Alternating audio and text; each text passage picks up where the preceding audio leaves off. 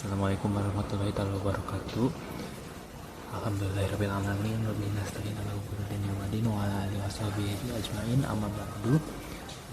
Alhamdulillah pada kesempatan ini saya diberikan tugas untuk mempresentasikan hasil diskusi saya dan teman saya tentang konsep distribusi menurut Muhammad Badri Al-Ashhad. Nah, yang dimana teman-teman, fokus utama pada presentasi ini adalah mempresentasikan gagasan utama mengenai distribusi, dasar pemikirannya, serta relevansinya bagi kondisi ekonomi Indonesia pada saat ini. Nah, oleh karena itu teman-teman, tanpa berlama-lama lagi saya akan perkenalkan, nama saya Ardena Gasima Salman Syihab dari Prodi Ekonomi Syariah 3 dengan nomor NIM 2425030005. Nah, yang dimana teman-teman, saya dan teman saya sudah membuat jurnal ini untuk nantinya itu dijadikan presentasi pada saat ini. Nah teman-teman, distribusi memiliki peran yang sangat penting dalam sistem ekonomi ini. Masalah utama ekonomi modern pada saat ini itu bukan hanya soal produksi, tetapi soal ketimpangan distribusi dan kekayaan, yang dimana banyak sekali ketimpangan sosial ini terjadi di mana-mana. Lalu banyak negara memiliki sumber daya yang melimpah, namun kemiskinannya itu tetap tinggi teman-teman. Nah, menurut Muhammad Badri Al-Ashhad ini, akar masalah ini itu terletak pada distribusi yang tidak adil, yang dimana banyak sekali contohnya itu seperti nikel, tambang, dan juga sumber daya alam yang melimpah di kita, yang dimana itu harusnya dapat membuat seluruh warga Indonesia itu tidak perlu bekerja harusnya, atau mungkin digajilah oleh pemerintah. Tetapi kenapa tidak seperti itu, dan masih banyak sekali kemiskinan terjadi di Indonesia ini teman-teman, karena pemerintahnya itu terlalu memperkaya diri sendiri menurut saya, dan tidak memikirkan bagaimana kondisi rakyatnya. Oleh karena itu teman-teman, di jurnal yang saya buat ini bersama teman-teman saya, ini akan menjelaskan bagaimana pandangan Muhammad Badri Al-Ashhad ini teman-teman untuk distribusi kekayaan atau distribusi sosial ini teman-teman ya. Oleh karena itu, seperti yang tadi disebutkan, menurut Muhammad Badri Al-Ashhad, akar masalah ini terletak pada distribusi yang tidak adil. Nah, bukan pada kelangkaan sumber daya. Seperti yang tadi saya bilang itu teman-teman, kalau banyak sekali pemerintahan atau pengusaha di kita itu, atau bahkan pengusaha yang bekerja sama dengan pemerintahan untuk memperkaya diri mereka sendiri dan tidak memikirkan rakyat-rakyat yang lain. Nah, adapun teman-teman, tujuan penelitian yang telah saya buat ini itu untuk menjelaskan konsep distribusi menurut Muhammad Badri Al-Ashhad yang menganalisis relevansi pemikirannya itu dalam ekonomi Islam kontemporer, juga khususnya di kondisi ekonomi Indonesia pada saat ini. Nah, yang dimana teman-teman, kenapa saya dan teman saya memilih Muhammad Badri Al-Ashhad ini untuk dibuatkan jurnal dan dianalisis pemikirannya itu, karena menurut saya ini cukup relevan dengan kondisi Indonesia saat ini ya teman-teman. Oleh karena itu teman-teman,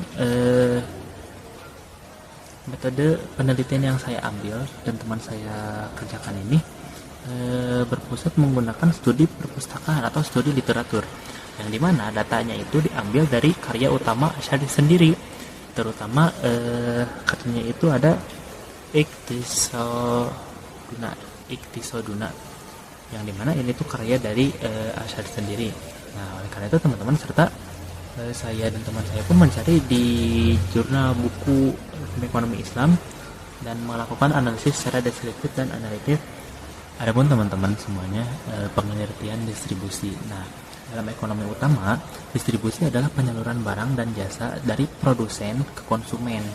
Nah, lalu teman-teman, dalam ekonomi Islam, distribusi memiliki dimensi moral dan sosial, yang dimana harta tidak boleh beredar pada kelompok kaya saja, tetapi distribusi bertujuan menciptakan keadilan dan kesejahteraan sosial. Seperti yang tadi saya bilang teman-teman, kalau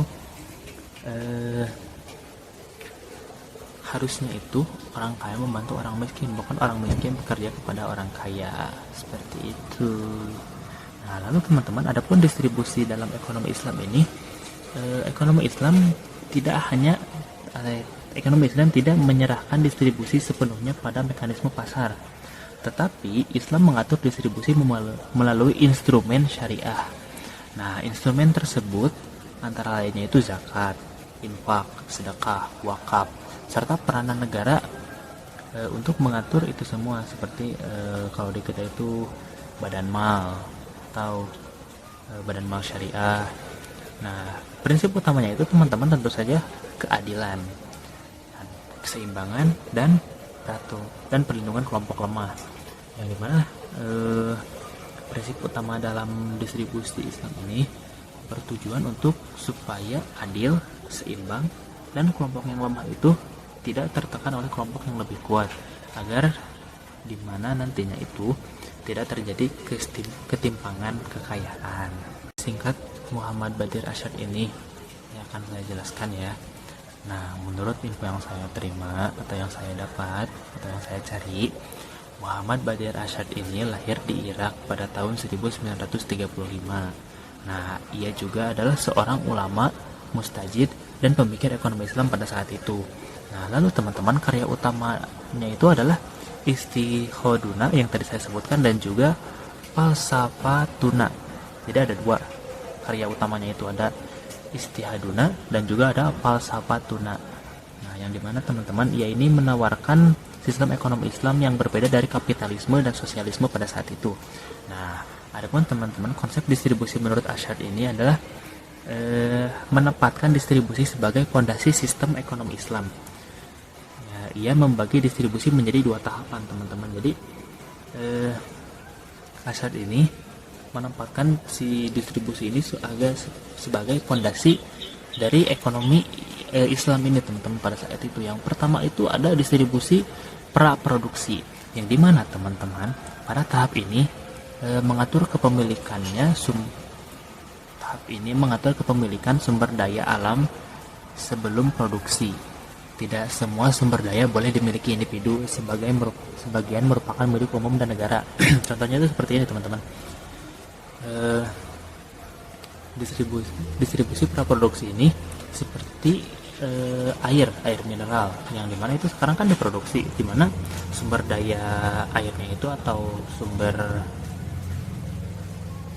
mata airnya itu dibor dan diambil oleh beberapa perusahaan. Saya sebut yang paling konvensional saja, yaitu Aqua. Jadi Aqua itu nyari sumber mata air. Nah, nantinya itu dia membuat pabrik di sana. Berarti itu sudah milik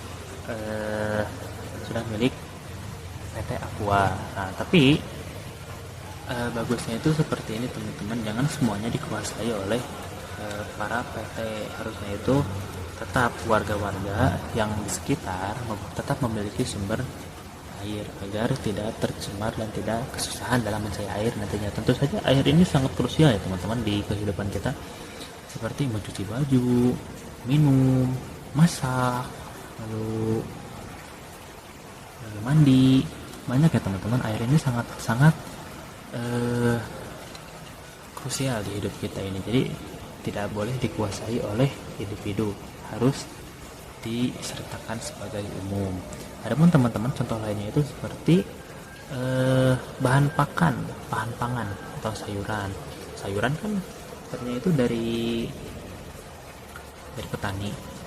Itu sudah milik petani, lalu didistribusikan ke pasar.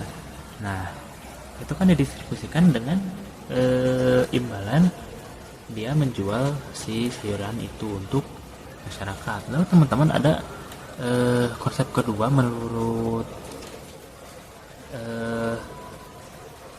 Arsyad ini, yaitu distribusi pasca produksi. Yang tadi itu praproduksi atau sebelum produksi, yang sekarang itu pasca produksi atau setelah diproduksi. Nah, tahap ini mengatur pembagian hasil produksi. Pembagian didasarkan pada kerja, modal, dan prinsip keadilan syariah. Nah, Arsyad juga membagi kepemilikan menjadi 3. Nah, ada kepemilikan pribadi, kepemilikan umum, serta kepemilikan negara. Tujuannya mencegah monopoli dan eksploitasi ekonomi. Jadi contohnya gini, teman-teman.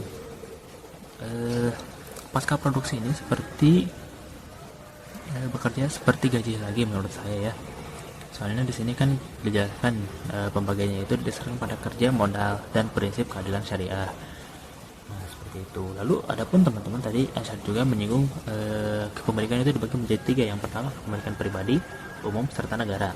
Yang pribadi itu contohnya teman-teman seperti kepemilikan rumah, harta, gaji.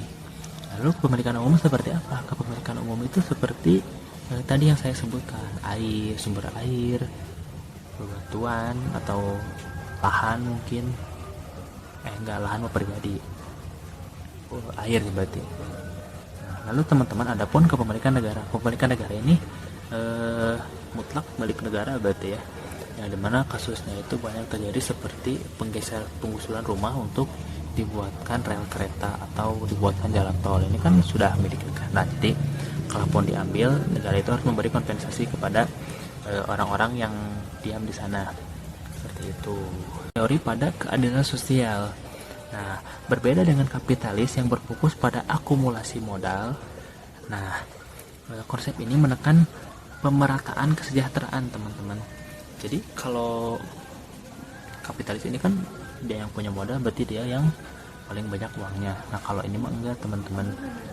Konsepnya itu pemerataan kesejahteraan, di mana dibagi sesuai proporsinya saja. Contoh pegawai, ada pegawai biasa, ada pegawai magang, terus ada bos, kayak gitu. Jadi ini kan diperatakan. Jadi tugas-tugasnya pun harusnya bos yang paling banyak kerja, dimana kan dia yang mengatur sumber dayanya supaya semuanya berkecukupan. Lalu ada pegawai tetap ini yang nantinya itu bekerja di bawah bos. Nah, yang pegawai magang ini teman-teman harusnya dia tidak terlalu dieksploitasi, atau bahkan mungkin jangan dieksploitasi ya.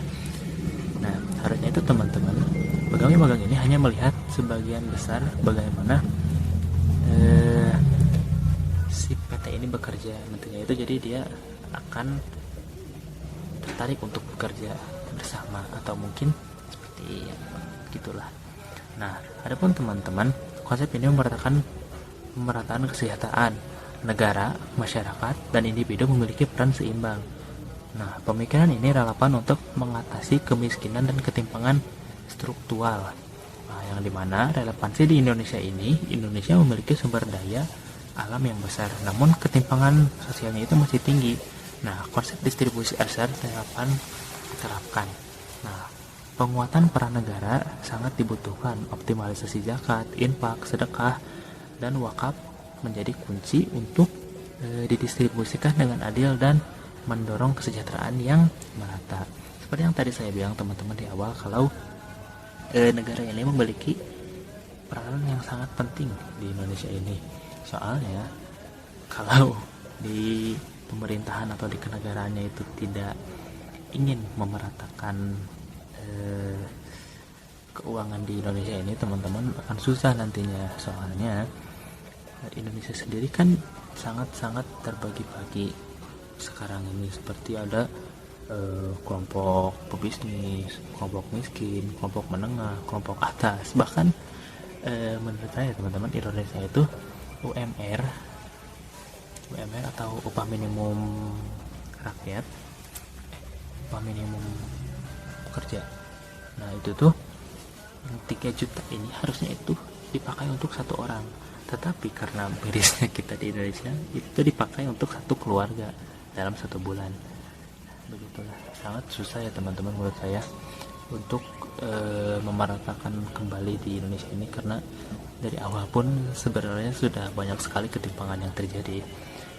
Adapun teman-teman, nanti akan saya coba kaji ulang lagi dan saya pelajari lagi lebih dalam. Barangkali di presentasi ini saya banyak sekali melakukan kesalahan-kesalahan ya teman-teman. Oleh sebab itu teman-teman, konsep distribusi Muhammad Badir Arsyad ini menegaskan bahwa keadilan adalah inti dari ekonomi Islam. Nah, lalu teman-teman, distribusi harus menjadi titik awal sistem ekonomi, yang dimana pemikirannya yang relevan sebagai alternatif atau solusi atas ketimpangan ekonomi modern pada saat ini, khususnya di Indonesia. Oleh karena itu teman-teman, saya Radhi Nagasi Masalman Syihab pamit undur diri. Wabillahi taufiq wal hidayah. Wassalamualaikum warahmatullahi wabarakatuh.